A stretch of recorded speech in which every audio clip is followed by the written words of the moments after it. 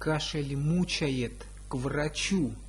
Без сомнения лечу. Кашель ночью истязает, словно сверху залезает. Кашель к горлу не пущу. К докторам его сведу. Пусть проверят, что за кашель оскорбил мою судьбу. Кашель может быть различен.